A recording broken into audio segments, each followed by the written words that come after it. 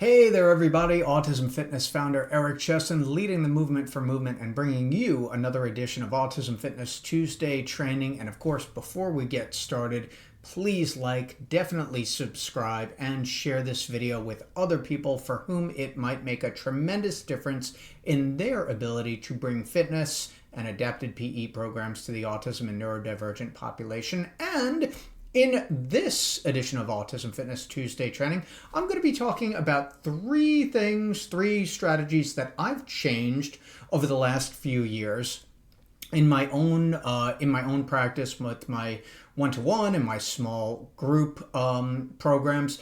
Because I've been doing this since 2003, there's a lot that I've learned, there's a lot that I've done that has worked, and there are some things that with new knowledge and new education and practicing things that worked and didn't work so much, and things that I learned from my own athletes and their families and other professionals that I've incorporated into my programming to make it better, more effective for the individuals that I serve.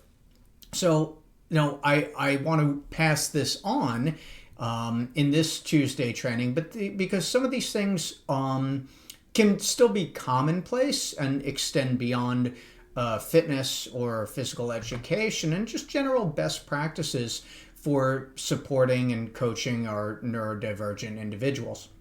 So thing number one that I want to talk about is eye contact. When I first started, and this is 2 decades ago, one of the big things was we've got to get eye contact. We've got to get the individual, whether it's in a fitness capacity or if it's some other learning capacity, if it's speech, socialization, we have to get them to look at us. And then what we have learned, especially in the last decade, not only from research and practice, but from individuals on the autism spectrum themselves, is that number one, it can be painfully difficult to look someone directly in the eye when they're socializing or listening, any form of communication. And number two, that there is actually a higher level of capability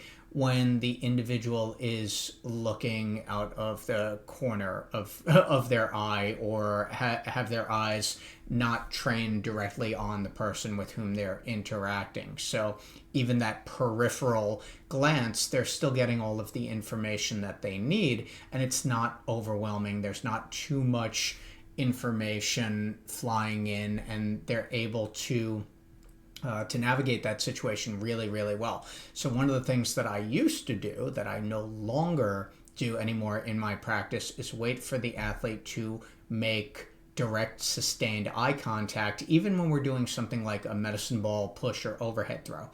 Now, we have to figure this out from athlete to athlete, because if an athlete's head is turned away, I can't automatically assume that they are paying attention or they're following the path of the ball.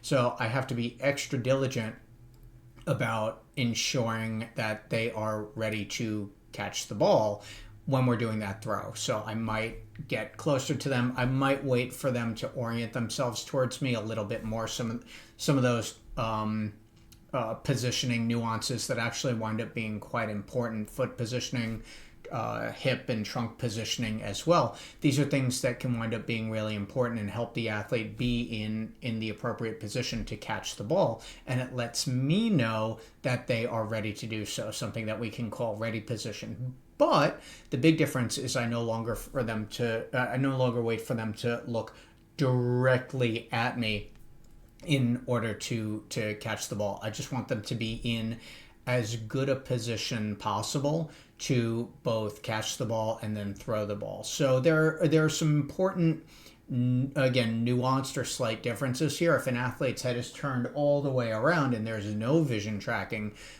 towards me or towards another coach, then obviously the athlete is not going to be able to follow the path of the ball. So we have to wait, or we have to modify or augment that situation a little bit differently.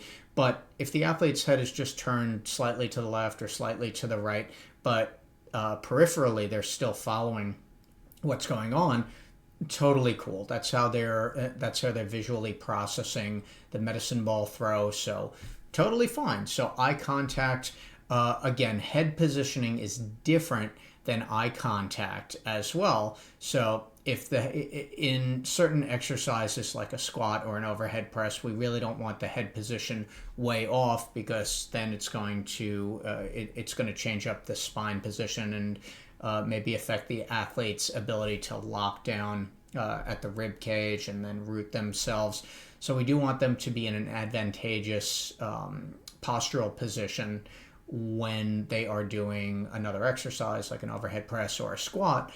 But again, the direct eye contact is not a necessity, and it actually can work out better for some of our athletes if they're not making direct eye contact when they're doing something like a medicine ball throw.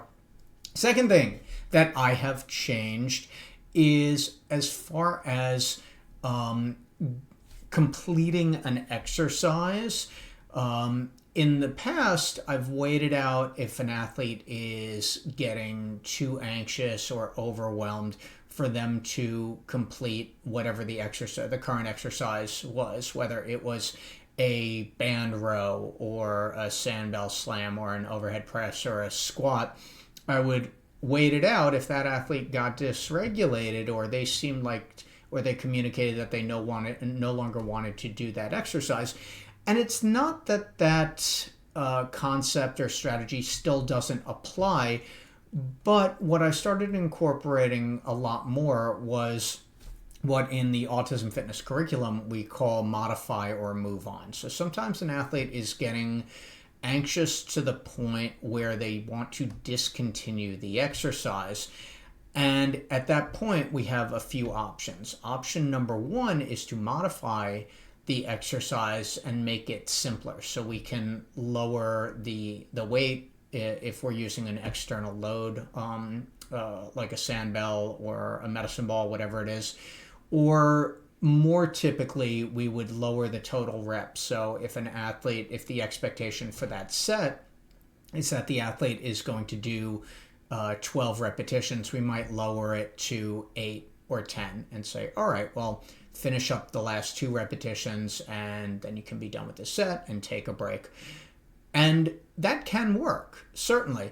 In the case where an athlete is clearly getting too frustrated or too overwhelmed, we go from modify to move on. And move on means let's try a different exercise that is totally unrelated to this one. So we may move on if we're doing a superset between squats and presses and the athlete is getting overwhelmed with the squats.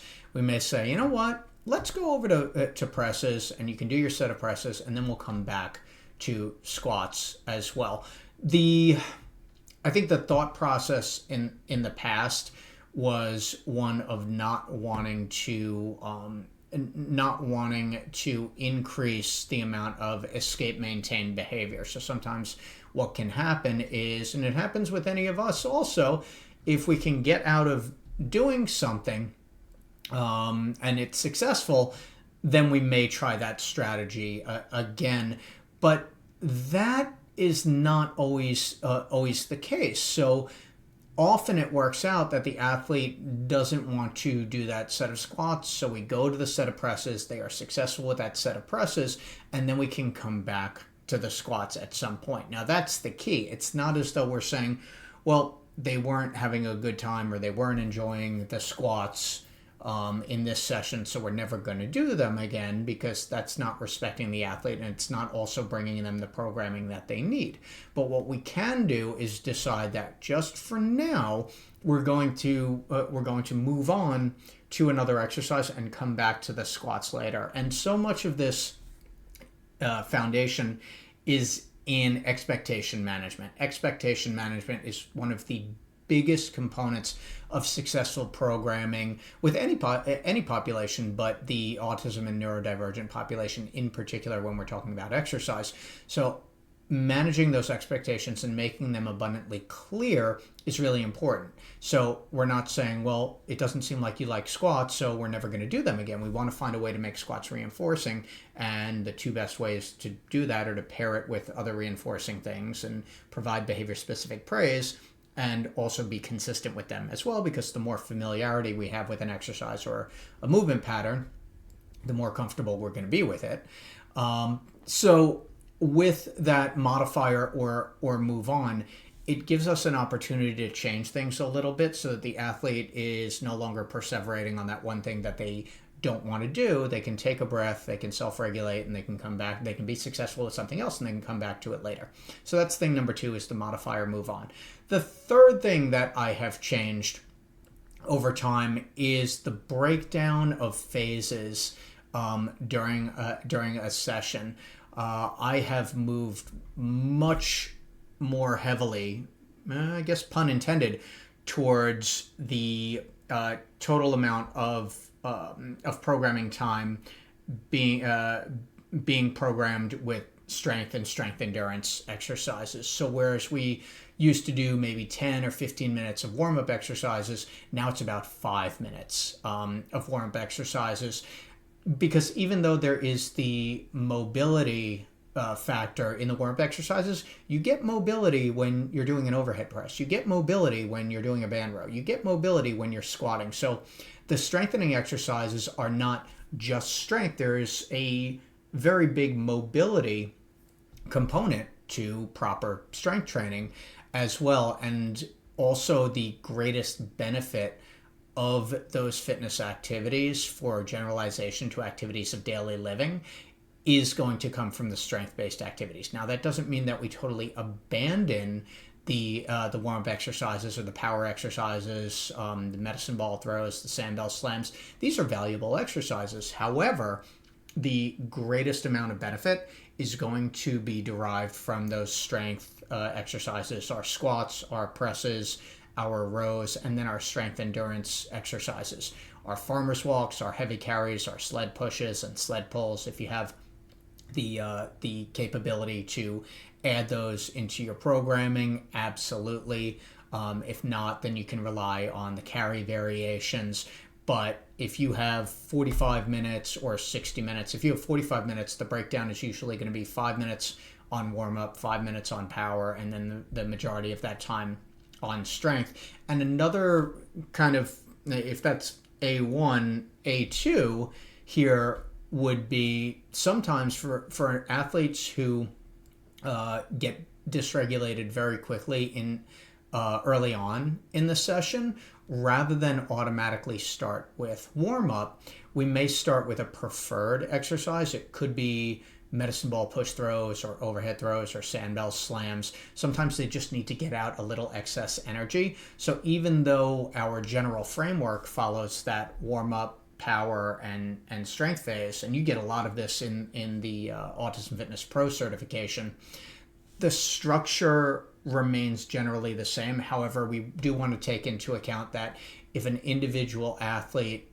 does much better, at least in the short term, going right to power exercises or going right to strength exercises, we'll do that as well. The main takeaway here is that we always want to be outcomes oriented, in as much as what can we do the most of in this session that is going to derive the greatest benefit for each athlete. Now, generally speaking, it's going to be those strength and strength endurance exercises. So we want to keep those in as much as possible.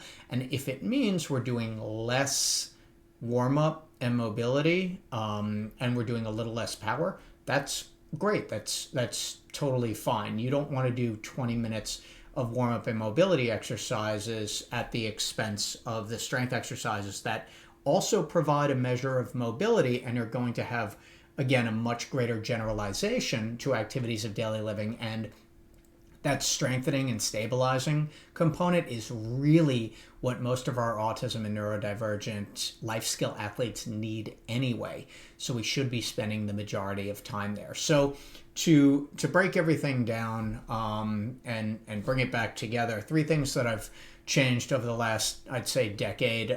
Thing number 1, certainly the necessity of direct eye contact. I don't really worry about anymore.